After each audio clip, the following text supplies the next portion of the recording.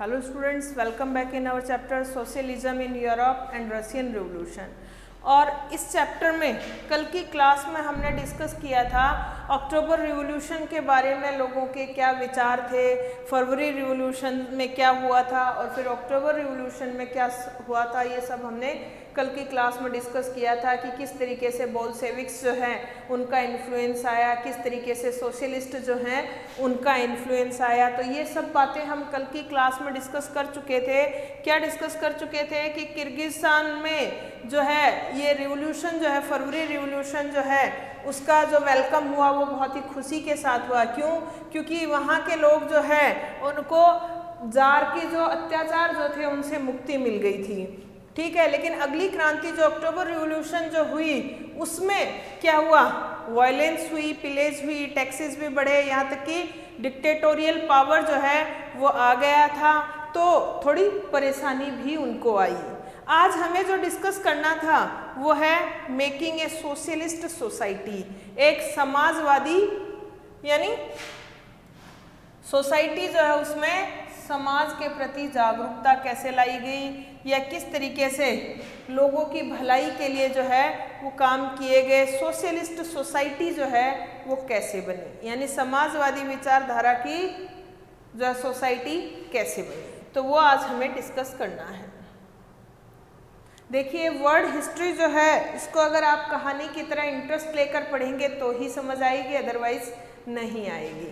तो कल की क्लास में हमने देखा था कि बोल्शेविक्स जो है उन्होंने कंट्रोल कर लिया था किस पर? 1922 में जो है मोस्टली रशिया पर कंट्रोल कर लिया था। अब देखिए फिर सिविल वार चला। सिविल वार किन किन का चला? बोल्शेविक्स का और अदर पार्टीज का जो है सिविल वार चला। तो during the civil war the Bolsheviks kept industries and banks nationalised.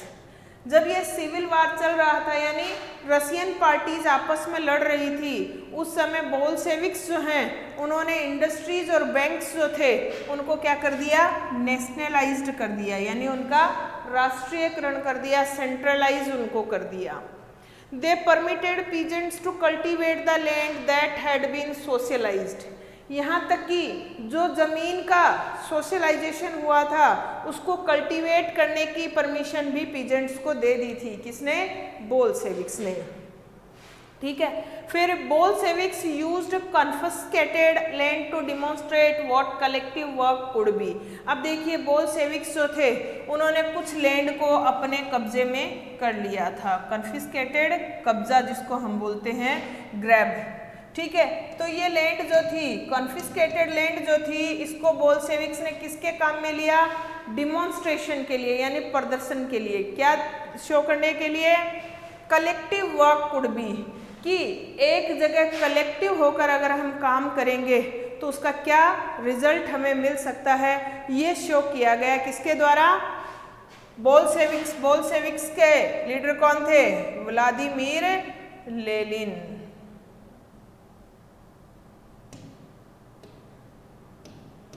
ठीक है, तो इसने जो कॉन्फिस्केट की थी लैंड उस पर डिमॉन्स्ट्रेट किया, शो किया कि कलेक्टिव रूप से अगर हम एग्रीकल्चर करेंगे तो उसका रिजल्ट जो है हमें ज़्यादा अच्छा मिलेगा।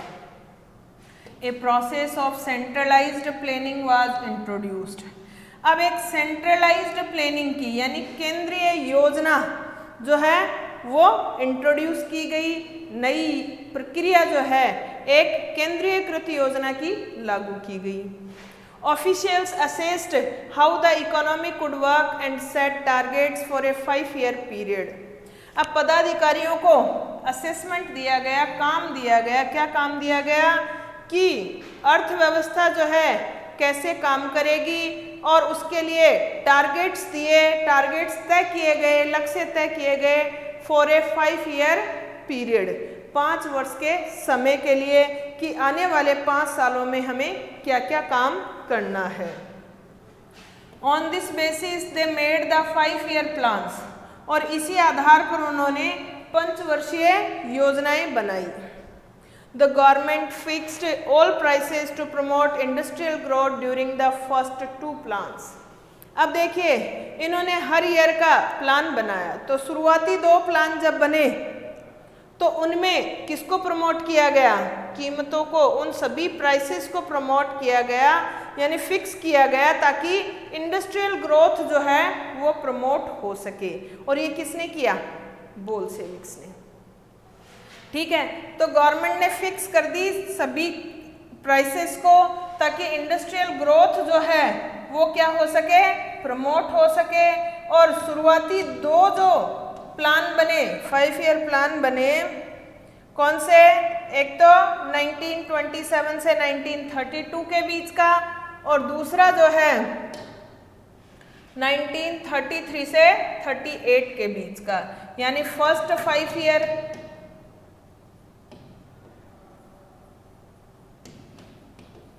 ठीक है, और ये दूसरा सेकंड।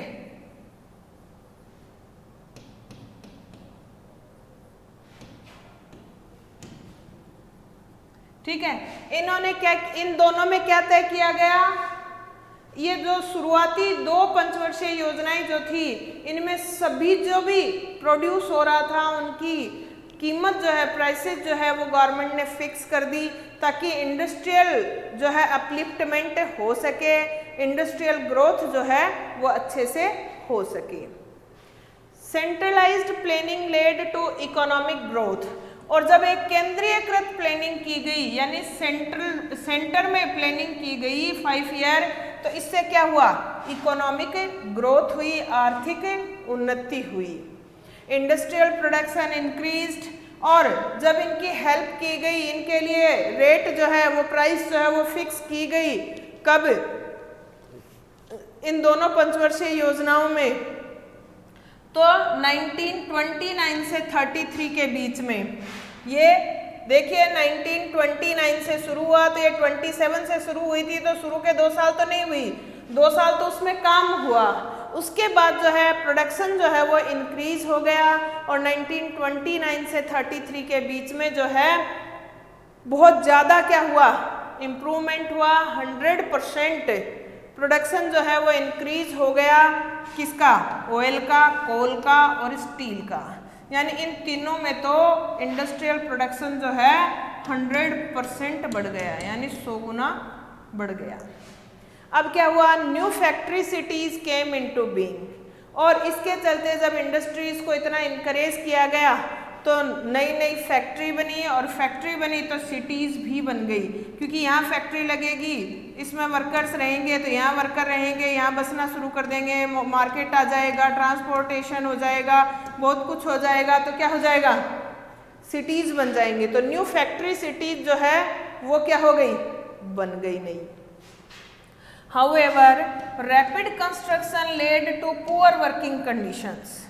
जबकि तेजी से अगर निर्माण होगा तो आपको पता है वर्किंग कंडीशंस अपने आप पुअर होंगी, क्योंकि मजदूरों से क्या कराया जाएगा? ज़्यादा से ज़्यादा काम करवाया जाएगा, क्योंकि जल्दी काम अगर करना है, रैपिड कंस्ट्रक्शन अगर करना है, तो उनसे 8 की जगह 10 घंटे 12 घंटे भी काम करवाया जाएगा। तो वर्किंग कंडीशंस क्या हो जाएंगी? पुअर हो जाएंगी। In the city of Magnitogs, the construction of a steel plant was achieved in 3 years. अब देखिए मैग्नीटोगस जो एक शहर है, उसमें एक स्टील प्लांट का निर्माण किया गया, और वो मात्र 3 साल में ही स्टील प्लांट तैयार हो गया। अब इतना रैपिडली अगर कंस्ट्रक्शन होगा तो बट नेचुरल है वर्कर्स का एक्सप्लॉयटेशन होना। तो workers lived hard lives and the result was 550 stoppages of work in the first year alone. अब देखिए मजदूरों का जीवन बहुत ज़्यादा कठोर था, अब वो बहुत परेशानी में थे, और इसी वजह से इस काम में, इस स्टील प्लांट वाले काम में 550 बार स्टॉपेज आया, रुकावट आई एक पहली साल में ही। तो आप देखिए कितनी बार रुक गए, एक साल में 365 दिन होते हैं, जिसमें 550 बार तो काम रोक दिया गया। तो आप देखिए प्रॉब्लम्स क्या थी, आगे देखते हैं क्यों रुका। In living quarters in the winter time at 40 degrees below, people had to climb down. Problem क्या थी, काम क्यों रोकना पड़ा? कि जो लिविंग क्वार्टर्स जो थे, जहाँ पर मजदूर लोग रहा करते थे, वो सर्दियों के समय में 40 डिग्री से नीचे तापमान यानी माइनस में टेम्परेचर चल रहा होता था। People had to climb down from the 4th floor and dash across the street in order to go to the toilet. समस्या क्या थी कि लोगों को 4थी मंजिल से नीचे उतरना पड़ता और फिर गली में निकलकर जाकर टॉयलेट जाना पड़ता। अब इतना टाइम अगर उनको लगेगा 4 मंजिल से नीचे उतरेंगे, फिर वो टॉयलेट के लिए जाएंगे, टॉयलेट करके वापस आएंगे, वापस ऊपर जाएंगे, कितना टाइम लग जाएगा। तो अपने आप ही रुकावट आएगी काम में, तो और परेशानी भी आएगी। टॉयलेट के लिए अगर इतने चक्कर लगाने पड़ेंगे तो काम के लिए कितने लगाने पड़ेंगे। N extended schooling system developed. अब देखिए यहाँ पर क्या हो गया, स्कूलिंग सिस्टम जो है उसको बहुत ज़्यादा एक्सटेंड कर दिया गया, डेवलप कर दिया गया। And arrangements were made for factory workers and peasants to enter universities। और कुछ ऐसी व्यवस्था की गई कि जो फैक्ट्री वर्कर्स थे और जो किसान जो थे वो भी अब यूनिवर्सिटीज़ में एंटर कर सकते थे। Creches were established in factories for the children of women workers. अब आप देखिए विमेन वर्कर्स जो होती थी उनके छोटे बच्चे होते थे तो उनकी सार संभाल करने वाला कोई नहीं होता था, तो उनके लिए फैक्ट्री में ही क्या कर दी गई, क्रीचेज खोल दी गई, पालना गृह।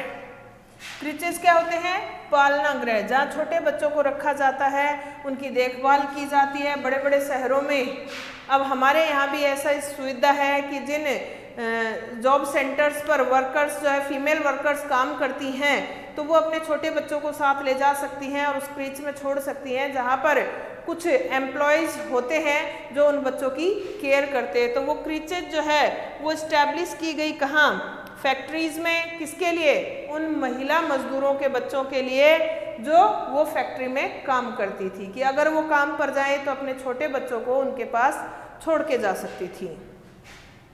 Cheap public health care was provided. अब इन मजदूरों की देखिए इम्प्रूवमेंट के लिए ये सब किया गया, बहुत हार्डशिप से गुजर रहे थे तो इम्प्रूवमेंट के लिए किया गया। तो कुछ सस्ते पब्लिक स्वास्थ्य केंद्र जो है, सार्वजनिक स्वास्थ्य केंद्र जो है वो भी उन मजदूरों को अवेलेबल करवाए गए। Model living quarters were set up for workers. और मजदूर जो थे उनके लिए भी जो लिविंग क्वार्टर्स जो थे वो मॉडल जो है यानी कुछ आधुनिक लिविंग क्वार्टर्स जो है वो सेटअप किए गए मजदूरों के लिए भी। The effect of all this was uneven. और इसका असर जो है सब पर समान नहीं पड़ा, अलग अलग था। दो सिंस गवर्नमेंट रिसोर्सेज वर लिमिटेड।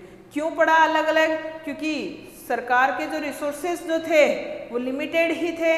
अगर सबको एक जैसा मिल जाएगा तो इतना सोर्स लाएगी कहाँ से गवर्नमेंट। इस वजह से जो है सबको इक्वल तो नहीं मिले रिसोर्सेज, लेकिन प्रयास ये किया गया कि सबको फ़ायदा हो। जैसे वुमेन वर्कर्स के बारे में भी सोचा गया और जो पढ़ने के इच्छुक थे फैक्ट्री वर्कर्स और पीजेंट्स उनके बारे में भी सोचा गया। उनको भी क्या किया गया, यूनिवर्सिटीज़ में एंट्रिंग के लिए अरेंजमेंट किया गया। स्कूलिंग सिस्टम जो है उसको डेवलप किया गया। तो इस तरीके से बहुत सारे काम जो है वो किए गए जिनके द्वारा जो है इन वर्कर्स को हेल्प मिले। अब देखिए हमें ऊपर एक बॉक्स मिला था, हमने उसको छोड़ दिया था, पहले हम इस बॉक्स को देखते हैं। Socialist cultivation in A village in the Ukraine. Ukraine का एक गांव है जिसमें सोशलिस्ट कल्टीवेशन हो रहा है। जैसा कि हमने इसके ऊपर जो है स्टडी किया था कि बोल्शेविक्स ने क्या किया था, जो कन्फिस्केटेड लैंड जो थी उसको डिमॉन्स्ट्रेट करने के लिए रखा था। किसको डिमॉन्स्ट्रेट करने के लिए, कि अगर वो कोऑपरेटिव एग्रीकल्चर करते हैं, कोऑपरेटिव,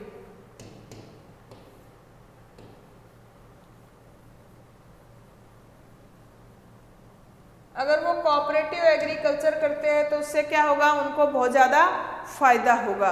और उससे क्या होगा, अगर सोशलिस्ट कल्टीवेशन या कोऑपरेटिव कल्टीवेशन एक ही बात है। तो यहाँ पर हमें जो है एक बॉक्स में बताया गया है कि यूक्रेन का एक गांव जो था उसमें किस तरीके से सोशलिस्ट कल्टीवेशन जो है वो की जाती है। A commune was set up using 2 farms as a base. एक कम्यून यानी एक सोसाइटी जो है या समुदाय जो है वो स्थापित किया गया और उसने 2 खेतों को आधार बनाया और वो दोनों क्या थे? कन्फिस्केटेड थे, कब्जे में किए हुए खेत थे। The commune consisted of 13 families with a total of 70 persons. अब देखिए ये कम्यून जो बनाया, एक समुदाय जो बनाया, इसमें 13 परिवार थे। 13 परिवारों का एक कम्यून बनाया गया, ठीक है। और 13 परिवारों में टोटल मेंबर कितने हो गए? 70 मेंबर्स, ठीक है। The farm tools taken from the, अब देखिए खेत में मान लो ये एक खेत है, ठीक है, इसमें 13 परिवार लगे हैं, 13 फैमिलीज लगी हैं, ठीक है, इसमें 70 मेंबर्स हैं। तो ऐसे एक्चुअल में तो क्या होता है, किसी के पास खेत बड़ा होता है, किसी के पास छोटा होता है। मान लो एक घर में 10 सदस्य हैं, उनके पास खेत छोटा है तो उनके लिए तो कम पड़ रहा है। एक घर में सदस्य तो 3 है, खेत बड़ा है तो उसमें वो काम ही नहीं कर पा रही हैं, तो प्रॉब्लम आती थी। तो अगर ये सोशलिस्ट कल्टीवेशन हो तो ये 13 परिवार जो है मिलकर एक टुकड़े पर काम कर रहे हैं, ठीक है। तो एक तो आसानी से ये टूल वगैरह सबका यूज जो है वो कर पाएंगे। तो फार्म टूल्स जो है वो लिए गए, फिर farms were turned over the commune. ये खेत जो है सारे किस में बदल गए? कम्यून में बदल गए, यानी एक समुदाय में बदल गए। The members eight in A communal dining hall, और ये पूरे 13 परिवार जो है एक सामुदायिक डाइनिंग हॉल जो होता था उसी में खाना खाते थे। फिर इस खेत में जितनी भी पैदावार हुई, प्रोडक्शन जो हुआ, उसको भी क्या कर दिया गया? डिवाइड कर लिया गया। सारे मिलकर काम करते थे, सारे एक जगह खाते थे, सारा खर्चा भी डिवाइड किया गया और प्रोडक्शन जो है उसको भी डिवाइड किया गया in accordance with the principles of cooperative communism. किस आधार पर, किस सिद्धांत पर? सहकारी समुदायवाद के सिद्धांत पर डिवाइड किया गया, ठीक है। अकॉर्डिंग टू द मेंबर्स, पर मेंबर जो है उसको डिस्ट्रीब्यूट किया गया। The entire proceeds of the members labor as well as dwellings and facilities belonging to the commune were shared by the commune members। और पूरी ये जो प्रोसीडिंग हुई, प्रक्रिया हुई, इसमें ये जो मेंबर्स जो थे, लेबर जो थे, काम करने वाले जो थे और इसमें रहने वाले जो थे, जितनी भी फैसिलिटीज इनको मिली इस कम्यून को, सबको शेयर किया गया कम्यून के मेंबर्स के द्वारा। यानी सारी फैसिलिटीज अब एक साथ मिलकर काम करेंगे। जैसे कोऑपरेटिव का आज भी हम देखते हैं, कोऑपरेटिव से काम करते हैं तो उन्हें गवर्नमेंट से भी हेल्प मिलती है, सबको इक्वल मिलती है और उससे वो क्या करते हैं? अपना काम करते हैं, सबको इक्वल शेयर उसमें मिलता है। तो इसी तरीके से इन्होंने किया, कहाँ? यूक्रेन के एक गाँव में। और इन्होंने क्या किया? सोशलिस्ट कल्टीवेशन किया। इट मीन्स कोऑपरेटिव कल्टीवेशन जो है या कोऑपरेटिव एग्रीकल्चर जो है इन्होंने की। और ये हमें जो है कहाँ से मिला है? ये फेडोर बेलोव नाम का एक व्यक्ति है जिसने बुक लिखी the history of a Soviet collective farm 1955। तो उसके बारे में ये लिखा, वहाँ से हमें पता लगा कि यूक्रेन का एक विलेज जो है उसमें किस तरीके से सोशलिस्ट कल्टीवेशन जो है किया गया, जिससे सबको प्रेरणा मिलती है। बोल्शेविक्स जो है जो दिखाना चाहते थे, डिमॉन्स्ट्रेट करना चाहते थे कन्फिस्केटेड लैंड पर, वो इसमें दर्शाया गया है कि अगर सारे मिलकर पीजेंट्स जो है वो छोटे छोटे टुकड़ों में एग्रीकल्चर न करके इस तरीके से अगर सोशलिस्ट कल्टीवेशन करते तो श्योरली प्रोडक्शन जो है वो इंक्रीज हो जाता। ठीक है, तो हमने देखा कि किस तरीके से सोशलिस्ट सोसाइटी बनाने के लिए बोल्शेविक्स ने क्या किया, मजदूरों की भी हेल्प की, इंडस्ट्रीज को भी डेवलप किया, उनको वर्क भी मिला और जो वर्किंग कंडीशंस जो थी उनमें भी इम्प्रूव करवाया धीरे धीरे। शुरुआत में तो नहीं था लेकिन बाद में धीरे धीरे इम्प्रूव हुआ। जैसे क्या अरेंजमेंट किए गए, एक्सटेंडेड स्कूलिंग सिस्टम जो है वो डेवलप किया गया, फिर फैक्ट्री वर्कर्स के लिए अरेंजमेंट किए गए यूनिवर्सिटीज़ में एंटर करने के लिए, और जो फीमेल वर्कर्स जो थी, विमेन वर्कर्स जो थी फैक्ट्रीज़ की, उनके बच्चों की देखभाल के लिए क्रीचेज जो है उनकी अरेंजमेंट की गई। इसके बाद जो है चीप पब्लिक हेल्थ केयर जो है वो उन वर्कर्स को प्रोवाइड करवाई गई। फिर जो लिविंग क्वार्टर्स जो थे वर्कर्स के वो भी कैसे बनाए गए। पहले तो किस में रह रहे थे, लिविंग क्वार्टर्स जो थे वो बहुत बुरी कंडीशन में थे, उनके 40 डिग्री टेम्परेचर से -40 पर भी उनको क्या करना पड़ रहा था, 4 मंजिल नीचे आकर गली में जाकर टॉयलेट जाना पड़ रहा था। लेकिन अब उनके जो लिविंग क्वार्टर्स जो थे वो भी मॉडल लिविंग क्वार्टर्स जो है उनको अवेलेबल करवाए गए थे। हालांकि इसका असर जो है सबके ऊपर जो है दिस वाज अनइवन, एक समान नहीं था, सबको एक जैसा नहीं मिल रहा था, क्योंकि गवर्नमेंट के पास जो भी रिसोर्सेज जो थे वो लिमिटेड थे तो वो नहीं कर सकते थे, लेकिन प्रयास उन्होंने पूरा किया था। देखिए ये फैक्ट्री जो है ये इस पोस्टर से हमें पता लग रहा है, ये बताता है कि ये चिमनी से जो धुआं निकल रहा है ये धुआं जो है ये ब्रीदिंग ऑफ सोवियत रशिया, ये सोवियत रशिया का सांस है, यानी सारे मिलकर एक साथ सांस ले रहे हैं और वो धुएं के रूप में निकल रहा है। तो ये डायग्राम क्या शो करता है कि वहाँ पर क्या आ गया, सोशलिज्म आ गया, समाजवाद आ गया और पूरी रशिया जो है वो एक कम्यून में तब्दील हो गई है और अकॉर्डिंग टू कम्यून वो काम कर रहे थे। अब यहाँ हमें कुछ दिखाया गया है कि 5 ईयर प्लान जो हुआ था उसमें मैग्निटोगोर्स्क जो था उसमें एक बच्चा जो है वो किस तरीके से सोवियत रशिया के लिए काम कर रहा है, और children at school in Soviet Russia in the 1930s में बच्चों के लिए जो स्कूल खोले गए थे, एक्सटेंडेड स्कूलिंग सिस्टम जो है डेवलपमेंट हुआ था, उसमें किस तरीके से बच्चे जो है वो पढ़ रहे थे। फिर ये जो है फैक्ट्री डाइनिंग हॉल है 1930s में, कि फैक्ट्री के जितने भी वर्कर्स थे सारे मिलकर एक जगह बैठकर जो है डाइन करते थे, खाना खाते थे, तो उसका डायग्राम जो है हमें दिया गया है।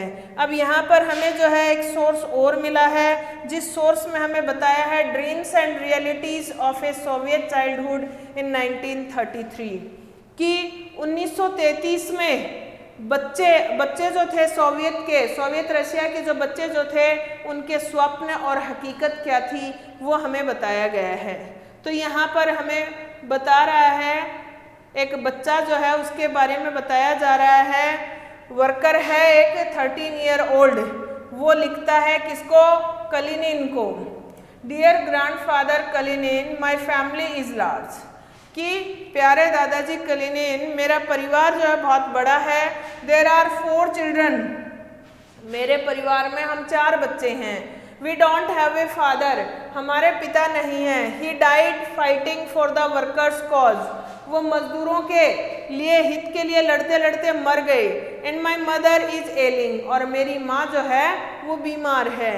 I want to study very much, मैं जो है बहुत ज़्यादा पढ़ना चाहता हूँ।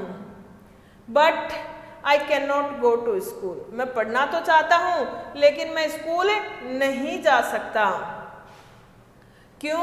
आई had some old boots but they are completely torn and no one can mend them, कि मेरे पास कुछ पुराने जूते थे लेकिन अब वो पूर्णतः फट गए हैं और कोई भी उनकी मरम्मत नहीं कर सकता, मेंड नहीं कर सकता। माई मदर इज सिक, मेरी माँ बीमार है। We have no money and no bread, हमारे पास न पैसा है न खाने के लिए रोटी है। But I want to study very much, लेकिन फिर भी मैं बहुत ज़्यादा पढ़ना चाहता हूँ।